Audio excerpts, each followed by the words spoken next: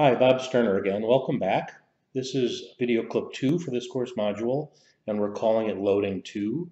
And what we're going to do in this short video clip is take our original model from Loading 1, and we're going to add one small bit of realism to it to see what new insights we can derive by doing that.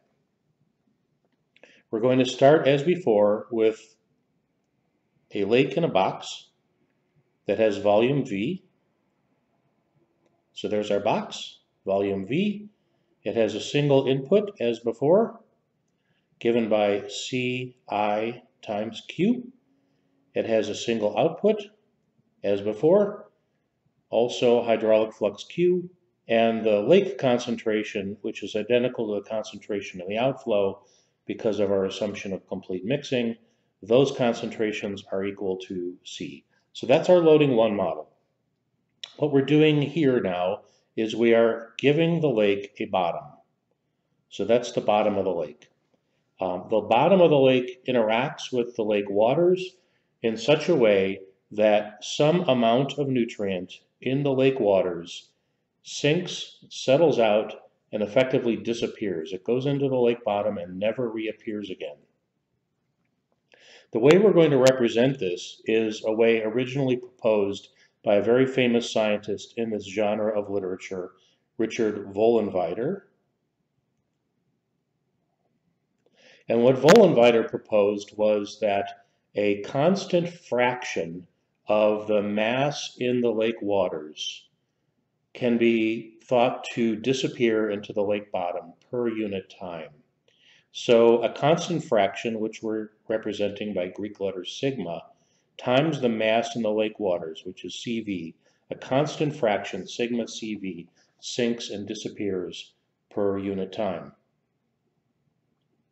We can now represent the full model here, represented in this equation, dCV dt, as before, will be equal to the input, CIQ, now minus two outputs. We have the same output as before, CQ, the outflow, but we have a new place for nutrients to go, and that's into the lake bottom, which we're representing by sigma CV. From here, like before, we solve for steady state, and this gives us CIQ equals CQ plus sigma CV,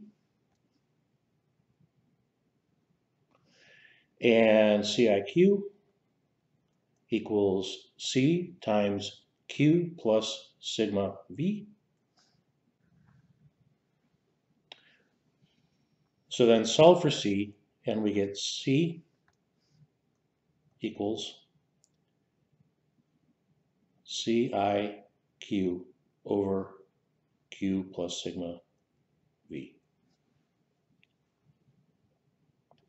Now we want to remind ourselves of a couple of relationships at this point. It'll make the kind of the taking apart of this equation easier. We're going to use the symbol rho for the flushing rate, and recognize that that's equal to Q over V. And we're going to also use the symbol tau as 1 over rho, which in words we think of as the water residence time. So we have our symbols rho and tau now that we're going to utilize.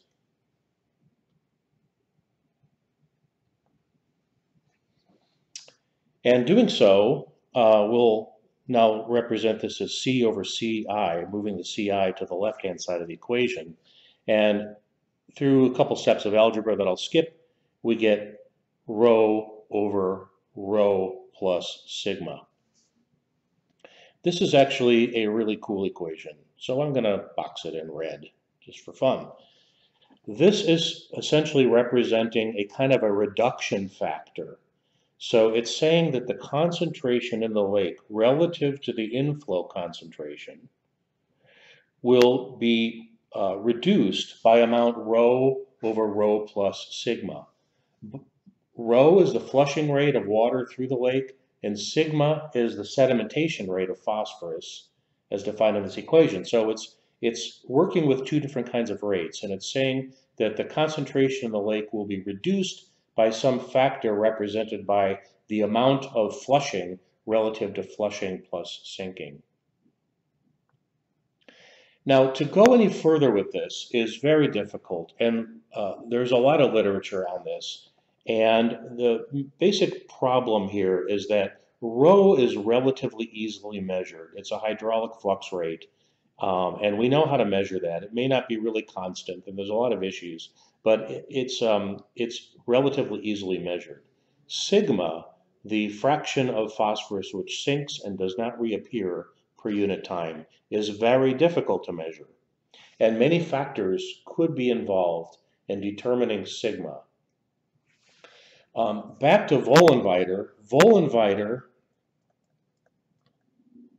wrote several papers about this, and ultimately he took a very inelegant and unsatisfying step. He looked at a lot of data, and he said in that data, sigma, the sedimentation rate, is approximately equal to the square root of rho, or also 1 over the square root of tau. This is an empirical relationship. This is not derived from first principles, and that's why I called it inelegant and unsatisfying. This is a way forward where we are using representations of data that we measure to create a kind of a new and simpler model than we had before. It's replacing sigma, which is hard to measure, with rho or tau, which are relatively easy to measure.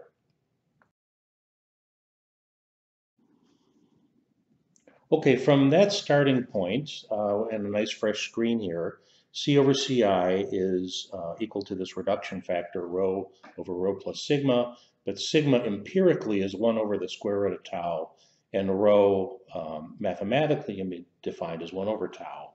We go through a few steps of algebra, and we're almost done here. Rho is 1 over tau, and there it is again, plus 1 over the square root of tau, and that's going to be equal to 1 over 1 plus tau over the square root of tau, and therefore C over Ci is going to be equal to 1 over 1 plus the square root of tau. This is a fairly spectacular relationship, and it is saying that we can understand something potentially really, really complicated, which is the concentration of nutrients in a lake based on a single hydrological measurement of the tau. Finally now, graphically, we can represent our final result here, graphing C over Ci versus tau. Now, tau can go from 0 to some big number, a water residence time of 0 or a water residence time of a very long time. And C over Ci is a fraction that can go from 0 to 1.